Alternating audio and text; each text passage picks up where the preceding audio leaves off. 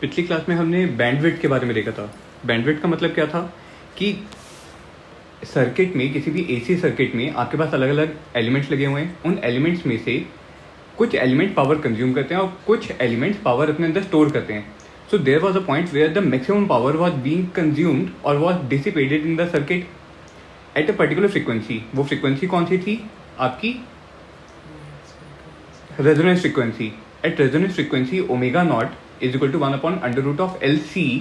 आपकी पावर जो है वो कैपेसिटर और इंडक्टर के अंदर कुछ पोर्शन तो इसका स्टोर होता है और मैक्सिमम पोर्शन जो है वो रेजिस्टर के अंदर क्या हो जाते हैं? डिसिपेट हो जाते हैं।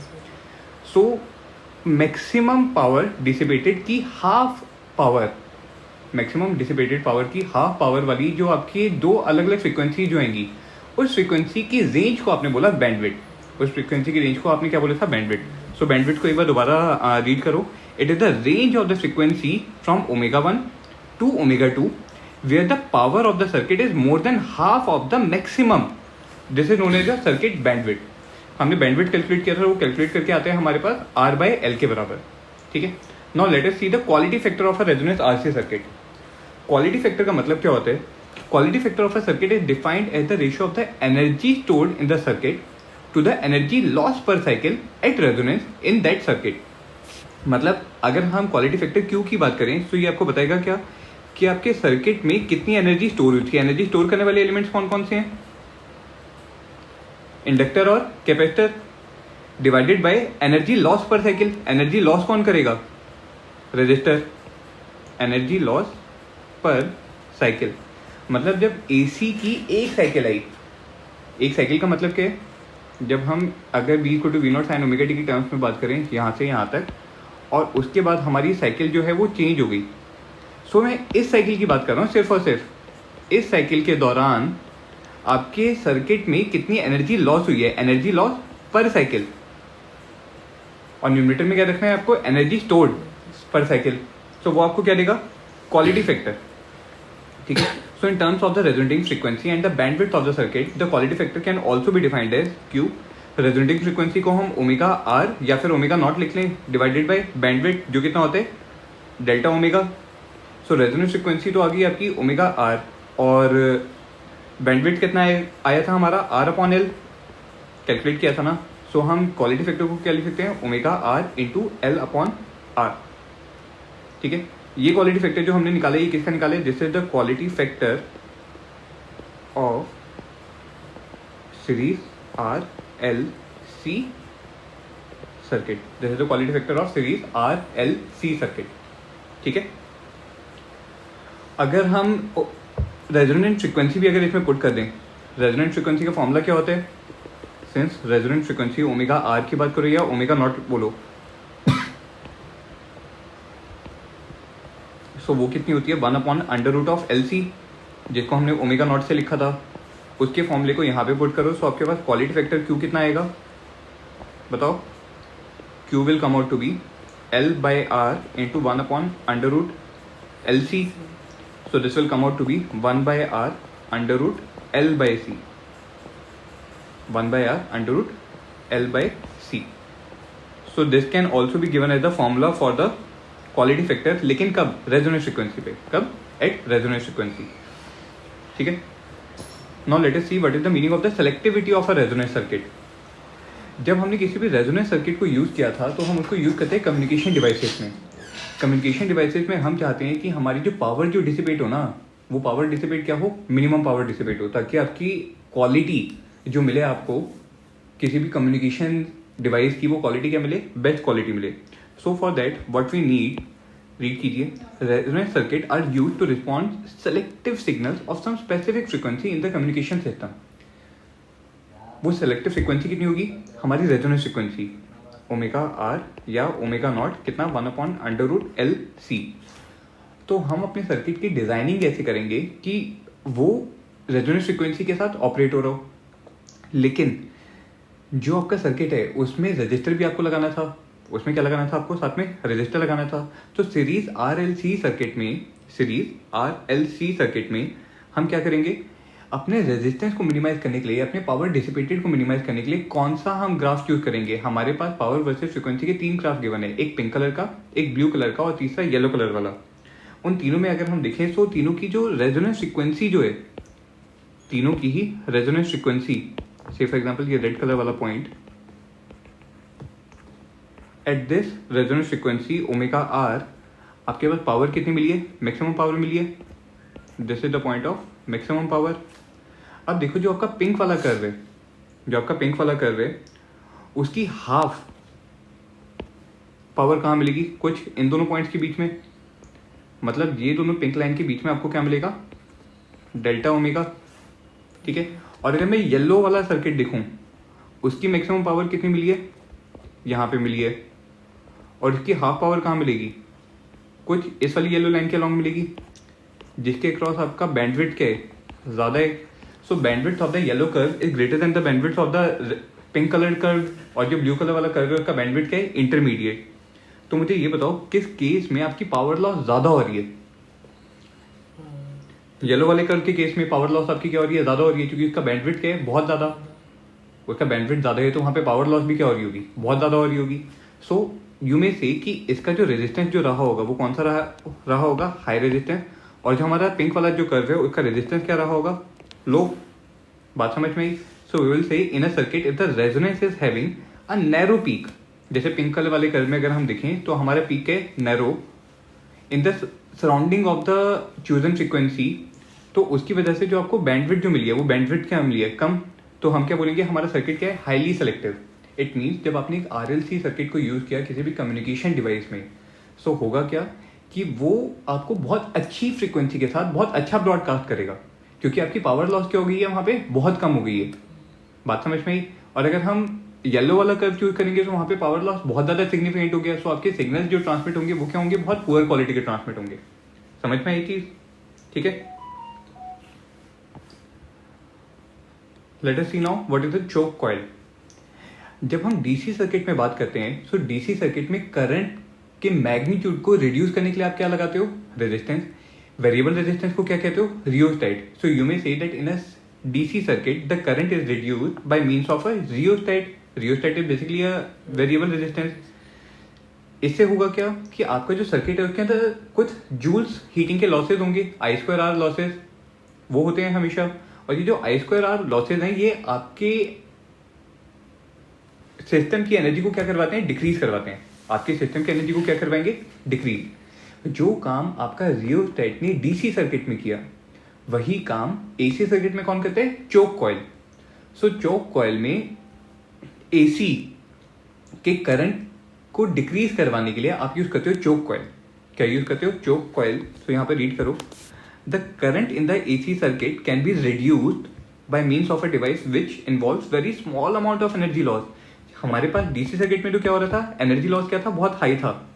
आई स्क्वायर आर वाले लॉसेज जो थे वो बहुत हाई थे, लेकिन हमने एसी सर्किट में करंट की वैल्यू को रिड्यूस करवाने, और रिड्यूस भी ऐसे करवाने कि हमारा एनर्जी लॉस जो हो वो क्या हो, मिनिमम, वो क्या हो, small amount of energy loss हो। This device is known as your choke coil, ठीक है। चोक कॉइल का दूसरा नाम होता है बलास्ट। और इसमें होता क्या है कि डायग्राम में देखो, जैसे एक चोक कॉइल जो है उसमें एक आयरन कोर होगा, सॉलिड आयरन कोर, और उसके ऊपर आप अपनी किसी भी कंडक्टिंग वायर को बाउंड करते हो। बात समझ में आई, ठीक है। So basically this is a iron core के ऊपर अगर आपने कोई भी एक कंडक्टिंग वायर को बाउंड किया, सो वो एक सोलेनॉइड बन गया, और जो वायर है उसका खुद का एक रेजिस्टेंस रहा होगा। सो चोक कॉइल जो है वो एक एल आर सर्किट की तरह बिहेव करती है। कैसे बिहेव करती है, एल आर सर्किट की तरह। क्यों, क्योंकि सोलेनॉइड जो है वो बेसिकली क्या है, इंडक्टर, और जो आपकी कंडक्टिंग वायर है या आयरन कोर जो है उसका कुछ रेजिस्टेंस रहा होगा। सो ये एक सीरीज एल आर सर्किट की तरह बिहेव करेगी। सो जब भी किसी क्वेश्चन में आपको चोक कॉइल का नाम दिया हो, सो आप वहां पे सोचेंगे क्या कि वो सीरीज आर एल सर्किट की बात कर रहे हैं, एल आर सर्किट की बात कर रहे हैं। अब सीरीज एल आर सर्किट में अगर मैं बोलूँ तो जो मेरा करंट जो है, आई जो करंट है वो करंट क्या होगा, वी बाई जेड के बराबर होगा। करंट क्या होगा, वी बाई जेड के बराबर। और in the series R L circuit अगर आप फेजर डायग्राम बनाओगे, सो करंट अगर आपका अलॉन्ग द एक्स एक्सिस है, तो सबसे पहले तो ये बताओ रेजिस्टर का आर भी हमारा करंट के अलॉन्ग होगा, लेकिन इंडक्टर में जो हमारा रिएक्टेंस है, इंडक्टिव रिएक्टेंस, वो करंट को क्या कहते हैं, लीड करते हैं। कितने एंगल से लीड करते हैं, पाई बाय 2 एंगल से। गुड। सो वहां पे हम एक्सएल कहाँ ड्रॉ करेंगे, वर्टिकली अपवर्ड। सो हमारे पास इम्पीडेंस जेड जो आएगा वो क्या आएगा, vector sum of R and L. So this orange colour line will give you the impedance of the circuit. तो जेड कितना आएगा, R square plus omega L का स्क्वायर. अब अगर हम यहाँ पे इंडक्टर का इंडक्टेंस एल अगर हम बढ़ा दें, जैसे जैसे आप यहाँ पे एल को बढ़ाते जाओगे जेड क्या होता जाएगा, बढ़ता जाएगा. जेड बढ़ता जाएगा तो करंट क्या होता जाएगा, डिक्रीज होता जाएगा. समझ में आई बात, ठीक है. सो हम ऐसा इंडक्टर एक डिजाइन करना चाहेंगे जिसका इंडक्टेंस क्या हो, हाई हो. जिसका इंडक्टेंस क्या हो, हाई. अच्छा, अब रेजिस्टर की बात करो. रेजिस्टेंस जो हम चाहेंगे वो क्या चाहेंगे, सबसे कम. क्योंकि रेजिस्टेंस जितना कम होगा उतनी कम पावर आपकी डिसिपेट होगी. इंडक्टर अपने अंदर कभी भी पावर को डिसिपेट नहीं करवाता, वो एनर्जी को, पावर को स्टोर करता है या एनर्जी को स्टोर करता है. लेकिन रेजिस्टर कभी भी अपनी एनर्जी को स्टोर नहीं करवा सकता. रेजिस्टर हमेशा क्या करेगा, उसको डिसिपेट करेगा. सो ऑल दो तुम क्या बोलते कि सर यहाँ पे जो है हम रेजिस्टेंस को बढ़ा देते हैं. रेजिस्टेंस को बढ़ाओगे तो भी इंपिडेंस बढ़ेगा और इंपिडेंस बढ़ेगा तो भी हमारा करंट होगा.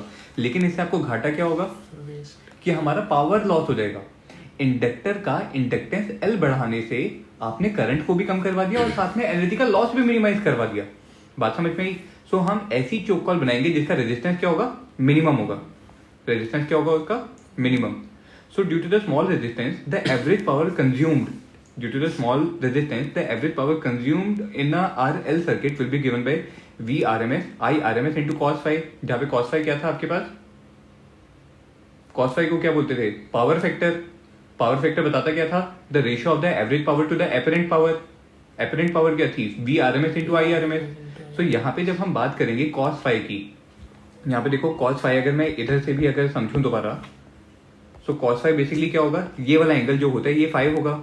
cos phi क्या देगा, बेस अपॉन हाइपोटेन्यूज. बेस क्या है, आर के बराबर और हाइपोटेन्यूज कितना है, Z. So sorry not theta, यहाँ पे हम क्या लिखेंगे, पाई. सो दिस cos phi की वैल्यू कितनी आएगी, आर बाय जेड. तो यहाँ पे देखो cos phi को हमने कितना लिखा, आर बाय जेड. और इसके कॉरेस्पॉन्डिंगली हमारे पास क्या आया, approximately equal to R upon under root of R square plus omega square L square. Not generally you will say that the impedance is very high of the circuit. L तो high है तो उसके comparison में are क्या हो गया, negligible हो गया. सो डिनोमिनेटर में आर स्क्वायर को हम नेग्लिजिबल कर दें अगर ओमेगा स्क्वायर एल स्क्वायर के कंपैरिजन में, तो हमारे पास cos phi की वैल्यू कितनी आएगी, R upon omega L. So using these concept you may solve any question for choke coil. समझ आई बात, ठीक है. जैसे पहला एग्जाम्पल देखिए. इस एग्जाम्पल में आपको क्या दिया है, a coil has a inductance of 2.2 upon pi henry and is joined in series with a resistance of 220 ohm. An AC EMF of 220 volt at 50 Hz is applied to it. You have to find the wattless current in the circuit. निकालना क्या है आपको यहाँ पे, wattless current. तो question में data देखो. सबसे पहले तो आपको एक कॉइल दी है, मतलब इंडक्टर दिया हुआ है और इसको आपने सीरीज में लगाया है रेजिस्टर के साथ. तो सीरीज आरएल सर्किट हो गया. कौन सा सर्किट हो गया ये, series RL circuit. Series RL circuit के अक्रॉस आपने एक पोटेंशियल अप्लाई किया है.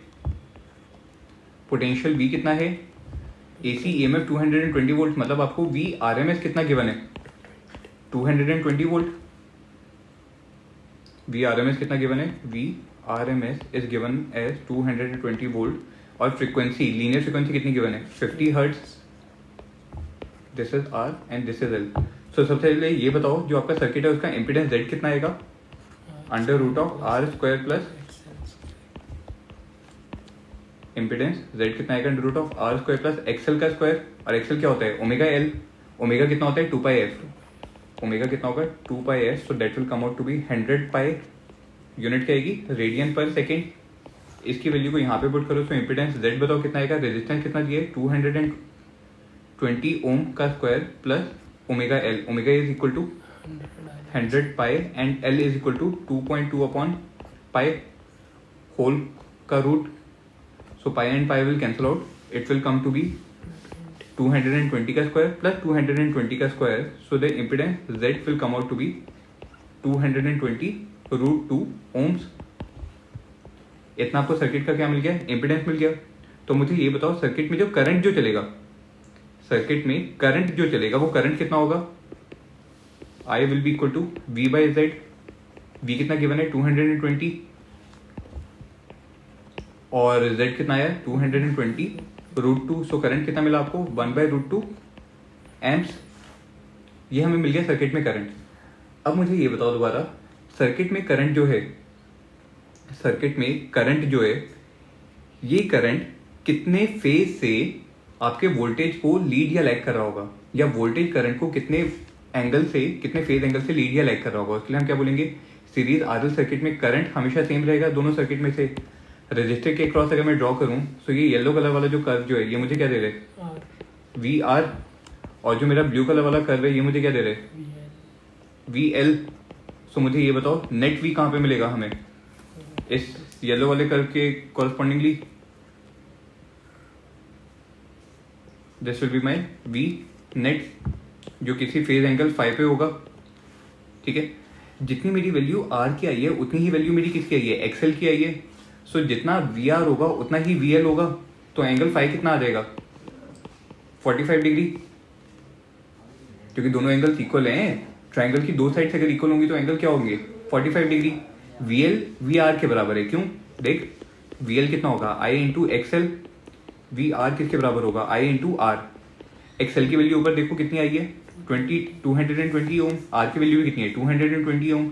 सो अगर एक्सएल आर के बराबर है so V L V R के बराबर होगा, और दोनों अगर इक्वल हो गए तो एंगल फाइव कितना आएगा, 45 डिग्री। एंगल फाइव कितना आएगा, 45 डिग्री। अब बताओ वॉटलेस करंट का मीनिंग क्या था, जो हमने करंट पिंक कलर वाला जो ड्रॉ किया है ना आए, इसके दो कंपोनेंट्स होंगे। एक कंपोनेंट जो आएगा वो तो किसके अलॉन्ग आएगा, पोटेंशियल के अलॉन्ग, जो कितना आएगा, आई कॉस फाइव, उसको हमने क्या बोला था, what full current, what full current या फिर active component of the current. और हमारे पास एक रिएक्टिव कंपोनेंट था। रिएक्टिव कंपोनेंट कौन सा था, वो कंपोनेंट जो हमारे, बताओ, जो पोटेंशियल के परपेंडिकुलर डायरेक्शन में आया था, और वो कितना आएगा, आई साइन फाइव। कितना आएगा वो, आई साइन फाइव। सो आप बोल सकते हो जो आपके पास वॉटलेस करंट जो है, wattless current I wattless will be equal to I time sine five. I कितना है, 1/√2, फाइव कितना है, 45 डिग्री, और साइन 45 कितना होगा, 1/√2। सो वॉटलेस करंट कितना आया, 1/2 amps. This will be the answer to this problem. समझ आई बात, पक्का। आगे देखें, अगला क्वेश्चन देखो। In an AC circuit EMF applied is V is equal to 5 sin omega t, due to which a current I is equal to 3 cos omega t flows in the circuit. You have to find the power dissipated in the circuit. हमें circuit में क्या निकालना है, power dissipated निकालनी है। बताओ voltage कितना given है, 5 sin omega t, जिसकी वजह से सर्किट में करंट I कितना आया, 3 cos omega t, 3 cos omega t। सो सर्किट में पावर जो होगी, अगर सिर्फ ये देखो 3 sin ओमेगा टी को, तुम 3 cos ओमेगा टी को कैसे लिख सकते हो, 3 sin of omega t plus π/2। Omega t क्या है, this is the phase of voltage, और ओमेगा टी प्लस π/2 क्या है, phase of current. Phase difference delta five जो हम बोलते हैं वो क्या होता है, phase of voltage with respect to phase of current. So that will be given by omega t minus omega t plus π/2। तो फेज डिफरेंस आपके पास कितना आएगा, माइनस π/2 का। सो बेसिकली इस केस में क्या हो रहा होगा कि आपका करंट और वोल्टेज जो है वो आपस में क्या है, एक दूसरे के परपेंडिकुलर है। अब मुझे ये बताओ पावर कितनी आती थी, इन जनरल पावर का फॉर्मूला क्या आता है, एवरेज पावर कितनी आती है, V RMS into I RMS into cos 5, where 5 is the phase angle. Phase angle कितना है, π/2, cos π/2 की वैल्यू कितनी होगी, 0। So average power consumed in the circuit कितना आएगा, 0। खत्म, समझ में आई बात, पक्का। एक और देखें, आओ अगले क्वेश्चन देखो क्या बोले इस अगले क्वेश्चन में। An inductor of 2 henry, capacitor of 18 microfarad and a resistor of 10 kilo ohm are connected in series to an AC source of 20 volt with adjustable frequency. ठीक है, मतलब सीरीज आरएलसी सर्किट गिवन है आपको। जब इसने बोला inductor है, capacitor है और रेजिस्टर है, और इसको सीरीज में कनेक्ट किया हुआ है, सो आपको मिला क्या, सीरीज आरएलसी सर्किट। और सीरीज आरएलसी सर्किट में इंपेडेंस जेड जो आता है वो कितना आता है, √r² plus XL minus XC का स्क्वायर का होल रूट। ठीक है, फ्रीक्वेंसी जो है ओमेगा वो क्या है, एडजस्टेबल। फिर आगे पढ़ो, इसने क्या बोला, इसने बोला at what frequency the current in the circuit will B maximum. Current को अगर आपको मैक्सिमम करना है सो इम्पीडेंस जेड क्या होना चाहिए, आई क्या होते हैं वी बाई जेड। सो यहाँ से बोलोगे अगर करंट को आपको मैक्सिमम करना है सो जेड को क्या करोगे, मिनिमम। जेड मिनिमम कब होगा, जब आपके पास एक्सएल माइनस एक्सी का स्क्वायर कितना हो जाएगा, 0। ठीक है, सो इसके लिए आप क्या बोलोगे, it implies that XL minus XC should be equal to 0। XL कितना होता है, ओमेगा एल, एक्सी कितना है 1 upon omega C should be equal to 0। सो यहाँ से आपके पास एंगुलर फ्रीक्वेंसी कितनी आएगी, 1 upon under root of L C. Inductor का इंडक्टेंस गिवन है 2 हेनरी और कैपेसिटर का गिवन है 18 माइक्रोफेरेड। दोनों की वैल्यूज पुट करो तो मुझे ये बताओ आपके पास ओमेगा कितना आएगा, और omega equal to 2 pi f भी लिख सकते हो। So 2 pi f should be equal to 1 upon under root of 2 henry को तो 2 लिख लिया और 18 माइक्रोफेरेड को 18 इंटू 10⁻⁻6। ठीक है, सो 2 इंटू 18 विल बी 36। 36 का रूट कितना आएगा, 6, और 10⁻⁻6 का रूट कितना आएगा, 10⁻3। सो it will be 1 upon 6 into 10⁻3। सो जब आप इसको सॉल्व करोगे सो फ्रीक्वेंसी कितनी आएगी, 10⁻3 न्यूमरेटर में जाके कितना हो जाएगा, 1000। So it can be written as 1000 upon 6।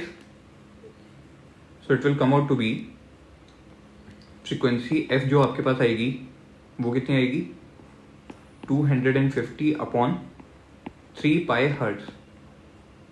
सो सबसे पहले तो आपको क्या मिल गया, फ्रीक्वेंसी मिल गई जो इसने क्वेश्चन में आपसे पूछी थी। पहला पार्ट समझ में आया कैसे निकाला।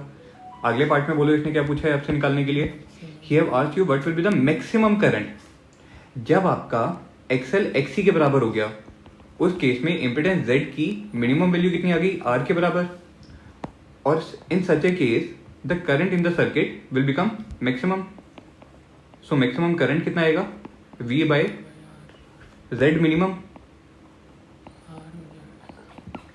जेड मिनिमम बोले तो वी बाय आर। पोटेंशियल कितना दिया है, 20 वोल्ट, और रेजिस्टर कितना गिवन है, 10 kilo ohm. So it will come out to be 2 milli amps. कितना देगा, 2 मिली एम्पियर। समझ में आई बात। नेक्स्ट क्वेश्चन देखिए, an inductor of coil an inductor coil, a capacitor and an AC source of 24 volts are connected in series. When the frequency of the source is varied, a maximum current of 6 ampere is observed. If the inductor coil is connected to a battery of EMF 12 volts and internal resistance 4 ohm, what will be the steady state current through battery? क्या क्या लगाया इसने, inductor coil को लगाया और capacitor को लगाया। सो कौन सा सर्किट बन गया, एलसी सर्किट।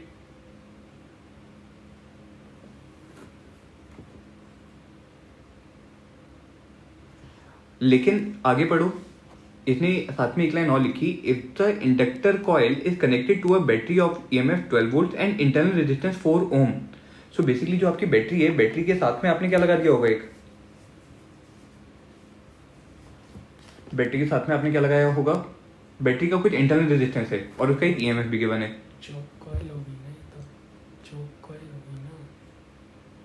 देखते हैं what will be the steady state current through the battery. So देखिए इसमें हम क्या करेंगे, आपके पास एक इंडक्टर गिवन है और इस इंडक्टर के साथ में आपने एक कैपेसिटर लगा दिया एक एसी सोर्स के साथ में। This is your capacitor C and this is your inductor L. AC source का आपको पोटेंशियल कितना गिवन है, 24 volts and these are connected in series. When the frequency of the source is varied, a maximum current of 6 ampere is observed. अगर आपके पास LC circuit लगा हुआ है, LC circuit लगा हुआ है, सो इसका इम्पिडेंस मिनिमम कब होगा, जब XL XC के बराबर हो जाएगा। और उस केस में अगर XL XC के बराबर हो गया, अगर मैं सिर्फ और सिर्फ LC सर्किट की बात करूँ तो वहाँ पे इम्पिडेंस Z कितना आएगा, XL माइनस XC आएगा। और आपको इम्पिडेंस अगर मिनिमम करना है सो वो मिनिमम होगा कब, when XL will be equal to XC, और उस मिनिमम इम्पिडेंस की वैल्यू कितनी आएगी, 0। अगर आपका इम्पिडेंस 0 हो गया तो उस केस में मैक्सिमम करंट जो आपको मिलेगा V बाय मिनिमम इम्पिडेंस वो कितना मिलेगा, टेंडिंग टू इन्फिनिटी, क्योंकि डिनोमिनेटर क्या हो गया 0। ये चीज पॉसिबल नहीं है, इसलिए हम साथ में मानेंगे कि हमारा जो इंडक्टर जो है ना उसको कुछ इंटरनल रेजिस्टेंस, उसका खुद का एक रेजिस्टेंस आर भी रहा होगा, जिसकी वजह से करंट हमें 6 एम्प्स का मिला है। इट मीन्स कि ये सीरीज एलसी सर्किट नहीं है, सीरीज आर एलसी सर्किट है। समझ में आया क्यों हमने बोला? क्योंकि उसने मुझे क्वेश्चन में बताया है कि उसका मैक्सिमम करंट कितना मिला है 6 एम्पियर। तो इसलिए सीरीज आरएलसी सर्किट का अब हम दोबारा क्या बोलेंगे, तो ये हमारा कन्वर्ट केस में हो गया सीरीज आरएलसी सर्किट में। सो इसके लिए इम्पिडेंस जेड की मिनिमम वैल्यू कितनी मिलेगी, आर के बराबर, और उस केस में जो आपको मैक्सिमम करंट जो मिलेगा वो कितना मिलेगा, वी बाई आर। वी कितना दिया हुआ है, आई कितना दिया हुआ है आपको, पहले तो आई बताओ। आई इज गिवन है 6 एम्प्स, पोटेंशियल कितना दिया है 24 वोल्ट। तो हमें रेजिस्टेंस आर कितना मिलेगा 4 ओम्स का। समझ में आया, हमें रेजिस्टेंस आर मिल गया। अब इसने क्या बोला, if the inductor coil is connected to a battery of EMF 12 volt and internal resistance of 4 Om.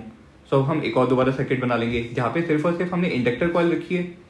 Inductor coil in the case of DC circuit कुछ भी रेजिस्टेंस प्रोवाइड नहीं करता due to its own inductance, लेकिन since inductor coil के साथ में एक resistor भी लगा हुआ था, उसकी वायर का कुछ रेजिस्टेंस था, तो हमारे सर्किट में हम एक रेजिस्टेंस ड्रॉ करेंगे इंडक्टर की जगह, और इसको हमने कनेक्ट किया है एक बैटरी के अक्रॉस, और बैटरी का खुद का एक इंटरनल रेजिस्टेंस है स्मॉल आर, जहाँ पे स्मॉल आर की वैल्यू कितनी गिवन है 4 ओम। इंडक्टर का रेजिस्टेंस कितना है, वो भी आया है 4 ओम, और जो आपका ईएमएफ जो है वो कितना है 12 वोल्ट। इस केस में स्टेडी स्टेट करंट जो आपको फाइंड आउट करना है, इस केस में स्टेडी स्टेट करंट अगर मैं निकालूंगा तो वो करंट मान लेते हैं आई डीसी। अगर मैं लिखूं आई डीसी मतलब current in the DC circuit. So मुझे ये बताओ, current in the DC circuit will be given by the net potential in the circuit divide by total resistance of the circuit. Potential कितना लगाया 12 volts का, और net resistance कितना है 4 + 4। 4 + 4 will be 8, 12 by 8 will give you 1.5 amps. So आपको circuit में current कितना मिलेगा 1.5 एम्प्स का। समझ में आई बात? ये चीज आपको अच्छे से समझ में आई कि क्यों हमने इंडक्टर के साथ में कुछ रेजिस्टेंस आर माना था। क्योंकि अगर सिर्फ और सिर्फ एल और सी सर्किट होता तो वहां पे मेरा इंपिडेंस कितना आ जाता 0 आ जाता, और उस केस में मेरा करंट कितना आता इन्फिनिटी। लेकिन क्वेश्चन में मुझे दिया हुआ है कि करंट कितना है, इधर देखो क्वेश्चन में देखो कितना दिया है 6 एम्प्स। इसलिए एल और सी दोनों आपस में कैंसल आउट होके एक रेजिस्टेंस आर बचा रहे होंगे। तो वो आर कहां से आया होगा, इंडक्टर की कॉइल का रेजिस्टेंस रहा होगा। क्या रहा होगा, इंडक्टर की कॉइल का रेजिस्टेंस। वो हमने रेजिस्टेंस आर निकाल लिया, और जब हमने उसी इंडक्टर को हमारे डीसी सर्किट में यूज किया, जब हमने इस इंडक्टर को डीसी सर्किट में यूज किया, तो उसका इंडक्टेंस जो था उसका तो कुछ रोल नहीं बचा, लेकिन रोल किसका बचा, सिर्फ और सिर्फ रेजिस्टेंस वाले पार्ट का। वायर का जो रेजिस्टेंस था उसने एक रेजिस्टर की तरह बिहेव किया।